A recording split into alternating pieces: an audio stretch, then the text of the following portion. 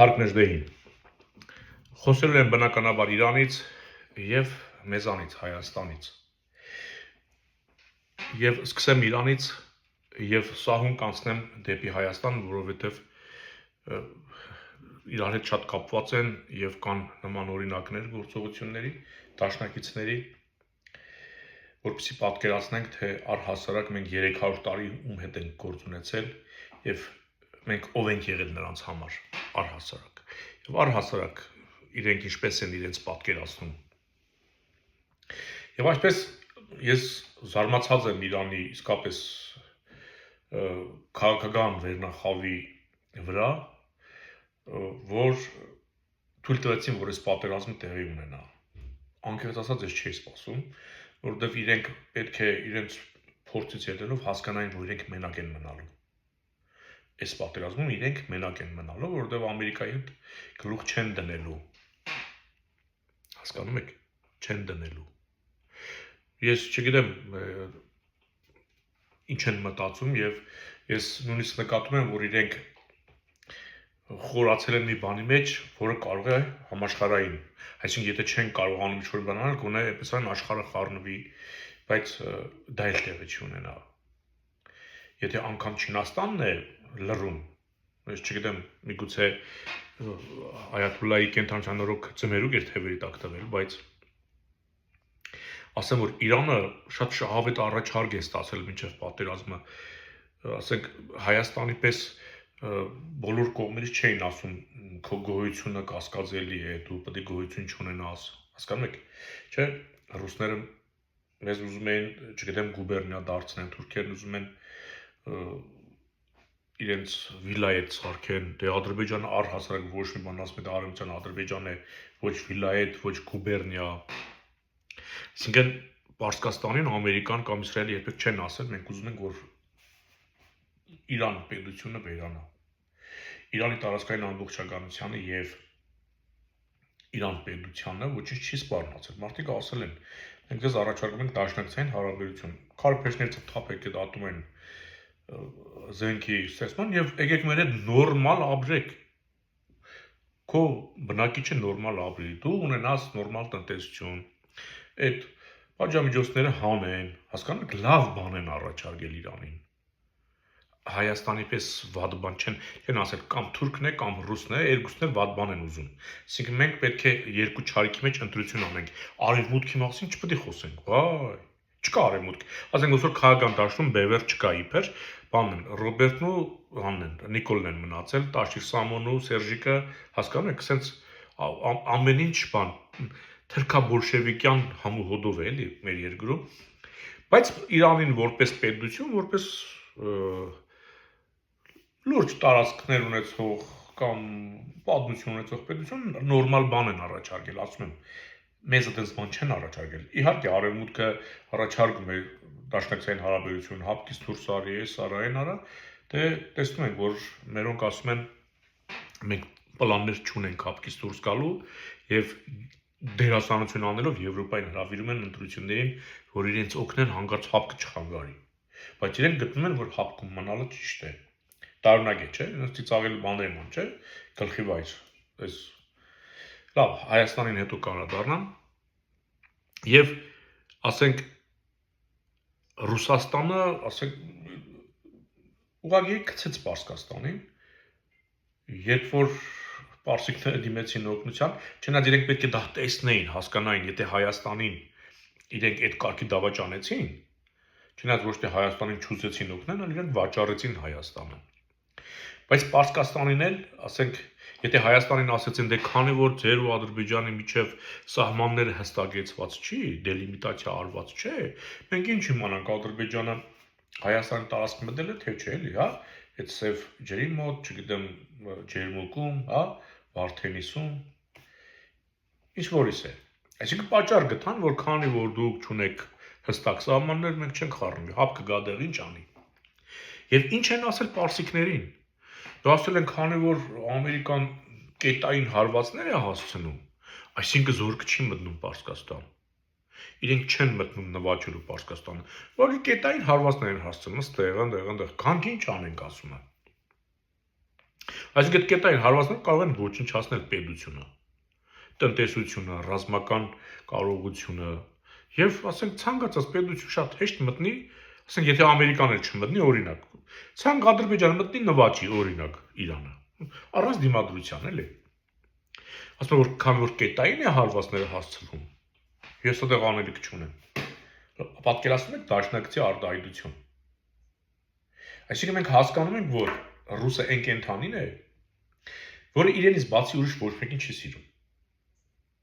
Եվ ինքը ոչ թե հզոր է, այլ վախկոտ է եւ բոլորին իր շուրջը խափելով, ասենք այդ իր այդ ռոպագանդայով բոլորին վախ, սարսափ տարածելով, ես ատոմային ռումբ ունեմ, ես հերթիեր ունեմ, ես չգիտեմ Իսկանդեր ունեմ, Արեշնիկ ունեմ, էս ունեմ, ֆլան ունեմ, ֆստան ունեմ, ցեզ սենց կանեմ, այնց կանեմ, ինչ հետ ընկերություն արեք, խելոք մնացեք, ինչ ասեմ, արեք, թե չէ, հ։ Բանից պարզվում է Իրանը այն պետությունը չէ, որ դու Իրան օգնես, ինքը պարտքի տակ մնա։ Իմիջայլոց։ Այդ մարդիկ Ուկրաինայի կռվին ինչքան ատսը տվեցին ռուսներին։ Հա նույնիսկ ամերիկացիներն ասում են դու այդ շահիդների դեմ արդեն փորձ ունես կռվելու։ Ուկրաինային ասել է քո այդ հակաօտային համակարգը շատ լավ որսում է այդ իրանական ԱԹՍ-ները, որոնք հիմի, ասենք, այդ ամերիկյան ռազմաբազաները խոցում են, ասում են եկեք օգնեք կամ ձևն ասեք։ Նույնիսկ նման խոսակցություն է գնացել։ Դիմել են ուկրաինացիներին, ասել են դու այդ շահիդների դեմը կարողանում ես առնել։ Բայց Իրանը քեզ այդքան օգնեց։ Չնայած ես Իրանի գլուխ չեմ լվում, մեր հարցում Իրանը իրեն շատ վատ պահեց, բավարարվեց ուղղակի հայտարարություններով ու հետո էդ էլ վերացավ եւ սկսեց Ալիևին շնորհավորել, որովհետեւ Կրեմլը այդպես էր ուզում։ Այսինքն Իրանը տարածաշրջանում կոնկրետ խաղացող չի եղել։ Ռուսաստանը ոնց թելադրել է, ինչ ասել է, նա արել է այդպես։ Իրանը տարածաշրջանում խաղացող չի եղել։ Հայաստանի հարցը Իրանի համար շատ նուրբ հարց է, ինքը ոչինչ չարեց, որովհետև Ռուսաստանից իրեն արգելեցին։ Այսինքն Իրանը անկախ պետություն չէր։ Այ հիմա եթե ասենք, եթե համագործակցեր արևմուտքի հետ, ինքը չնայած վերջը այդպես է լինելու, ինքը դերակատարում ձեր կբերի տարածաշրջանում։ Եվ տեսնում եք Ամերիկան, ասենք Թուրքիային չի վստահում, որ Թուրքիային դարձնի այդ խաղացողը։ Եթե նա ուզում է Իրանին իր դաշնակիցը սարքի, ուրեմն Թուրքիան ձեռնու տարբերակ չէ։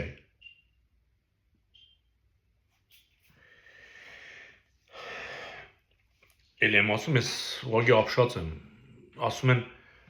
դուք հələ չգիտեք, մենք այնեն զենքեր ունենք, պարսիկներն են ասում, որ հələ հեսա որ հանենք կտեսնենք։ Հա, դեն զենք Ամերիկանն ունի, որ ոչ մեկ չի տեսել,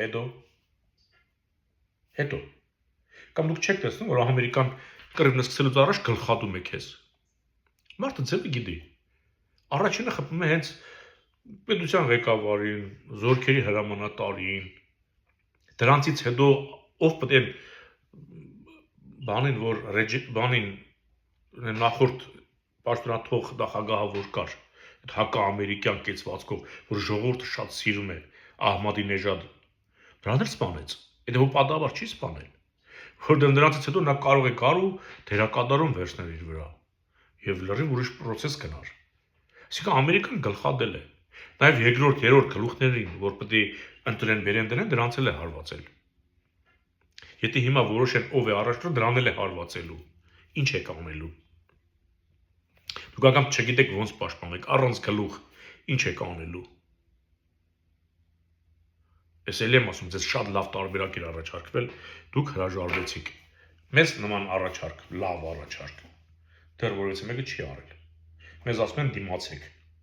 Մեզ ասում են դիմացեք։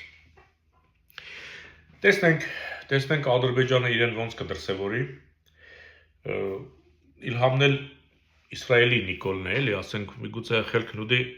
երբ որ եթե տեսնեն այսպես չի համաձայնում, կարող է ցամաքից ներխուժելու խնդիր առաջանա, որովհետև արդեն Անգլիան, Ֆրանսիան, չգիտեմ, Գերմանիան առաջարկել են օգնել, անգամ զորք տրամադրել, Ռազմաբազաներն է Անգլիան տրամադրել Ամերիկային, իբր Ամերիկան խեղճացել է, տեսեք ինչ են անում։ Եվ Իրանը մենակ է մնացել։ Եվ ես զարմացած եմ իրենց այդ պահվածքի համար։ Եվ հիշեցնեմ, որ երբ որ Աֆղանստանից Ամերիկան կարծում 21 թվին որ դուրս եկավ, չէ, բոլորն ասում էին, բա թողեց, դուրս եկավ, չկարողացավ, չարեց, այն չարեց։ Հələ տեսեք ինքը այն ժամանակ մտածում էր, որ Իրանի այդ հարց պատասխան է ունենալու եւ Պակիստանին զբաղացնելու համար այնտեղ Աֆղանստան է պետք այդ կարգի։ Տեսակ Իրան մտնելուց առաջ Աֆղանստանում լարից իրավիճակը, Աֆղանստան-Պակիստան սահմաններում լուրջ պատերազմ են ընթանում նրանց միջև։ Որտեղ Չինաստանը, ասենք Պակիստանին ինչ ասի, միլիարդավոր դոլարների պարտք ունի։ Չինաստանը շատ է օգնել Պակիստանին եւ այդ փողի դիմաց ինքը ամեն ինչի պատրաստ է, եթե ասեր Իրանին օգնի, պետք է օգներ։ Չուզենալով էլ պետք է օգներ։ Բայց մեկն էլ լինի Պակիստանին օգնի։ Այսինքն Ամերիկան այն ինչ որ պլանավորում է, դա տարիներ առաջ արդեն ինքը իր մոտ ֆիքսած դրած է։ Այս մեքենայի դեմ, եթե այդ մեքենան քեզ լավ բան, ես չեմ ասում որ պետք է Ամերիկան որպես գերտերություն բոլորս խեղճանանք, վայ։ Չէ, եթե քեզ շահավետ բան է առաջարկում, դու չպետք է հրաժարվես։ Օրինակ Իրանին առաջարկել է շահավետ բանը։ Բայց եթե ինքը սպառնում է քեզ ոչնչացնել, իհարկե մինչև մահու գերեզման պետք է կռվել։ Ուզում է Ամերիկան չլինի, Ռուսաստանը լինի, եսիմով լինի։ Այնպես չէ, որ ես ասում եմ, եթե Ամերիկան է, ուրեմն պետք է հանձնվենք։ Ես հանձնվելու կողմնակից չեմ։ Ուղղակի Ամերիկան վատ առաջարկ չի արել սրանց։ Հայաստանում տեսնում եք, չէ, ինչ իրավիճակ է։ Մարդիկ իսկապես արդեն հասկանում ես, որ այս ամեն ինչը դրսից թելադրվող է, էլի, որ պատերազմը մեր սահմանի վրա է։ Հասկանում եք, հենց անմիջապես մեր սահմանի վրա է պատերազմը ընթանում։ Եվ հնարավոր է, չէ, որ մի հրթիռել, ասենք, փախած օրինակի համար եմ ասում, էլի։ Ոչ մի հայտարարություն, ոչ մի զգուշացում։ Եգիպտացորեն կրծելով ման են գալի, մտել են ժողովրդի մեջ, ուզում են ասեն մենք ձեզանից մեկն ենք։ Չկա այդպես բան, տղա։ Այն պարգևավճարները, որ դուք եք ստանում երգիրը ստորացնելու, թուլացնելու, թալանելու, ասենք խեղճացնելու համար, ոչ մի լավ չեք անում։ Փարթիներ, բենդիներ։ Այդ եգիպտացորեն կրծելը ցույցից չի էլի, որ դուք մտել եք ժողովրդի մեջ, բայց զգում եք, չէ, որ դուք իսկապես էլ չկա էլի, չկա։ Ասում են այնպիսի ոստիկանական զորքեր են տանում, ուր որ պետք է գնան։ Ասենք 1 կիլոմետր շարավեղով ոչ մեկ չի կարող, պատական մեկը գա գնի առաջը, մաքրած է տարածքը ամբողջությամբ։ Շերտ ոստիկաններ են շարված։ Առաջ հեծանվով էր անցնում 18 թվին։ Եվ նկարում են ոստիկան չի երևում, իբր ինքը շատ ազատ, փողոցներում, գյուղերում, թաղերում գնում մարդկանց գրկախառնվում է։ Հեչ ոստիկան չի երևում կադրերում։ Մի հատ ոստիկան չեք տեսնի։ Բայց ականատեսներն ասում են, որ օդը կանգնած է լինում։ Զորքեր, շարքեր եւ հարյուրավոր մետրեր սպես շարած է։ Ժողովրդին ինչ եք ուզում խաբեք։ Ժողովուրդը ձեզ ճանաչում է։ Շատ լավ ճանաչում է։ Դուք կարող եք Արցախը տալ Թուրքին, համարել Ադրբեջան եւ պարել։ Դուք կարող եք այդ 5000 զոհերին համարել ռազմական հանցագործ եւ պարել։ Դուք կարող եք Արարատը համարել Թուրքիա եւ պարել։ Ինչ ասես կարող եք դուք անել։ Ու հետո պարել, թռնել, ուր որ գնաս հետդ կգամ կամ էլ ինչ անում ենք լավ եք անում։ Ձեր վերջը մոդեցել է, իսկապես մոդեցել է։ Դուք իսկապես փրկություն չունեք։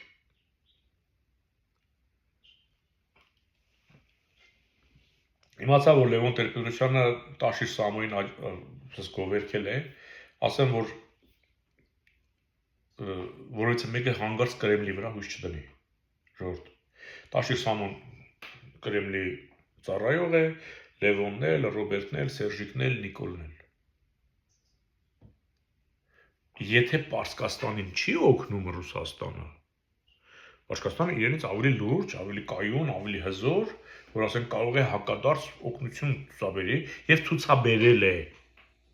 Ռուսաստանին։ Եթե ինքը Պարսիկին չի օգնում, մեզ չի օգնելու։ Ռուսական որևիցե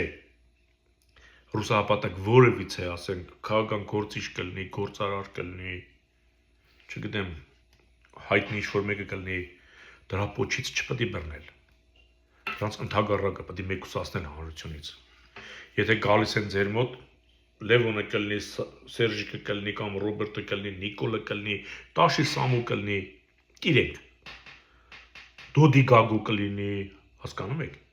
Դուք ուղղակի դրանց այդ անհատականություններին, չեմ ասում իրենց թիմերին, մի ընդունեք, որովհետև իրենք այդ ամեն ինչով հանդերձ ծառայում են Պուտինին։ Կիսամեռ Պուտինին, ես արդեն կիսամեռ է, էլի թարգը չեն տալի Պուտինի։ Իսկ Պուտինը այնքան նեղ է տեղը, ոչ թե Հայաստան, Պարսկաստանն էլ է զիջում, բա մեզ ինչ կանի։ Զգուշ եղեք, ցանկացած ռուսահապատակից զգուշ եղեք, վխտում են դրանք։ Մնա խաղաղությամբ։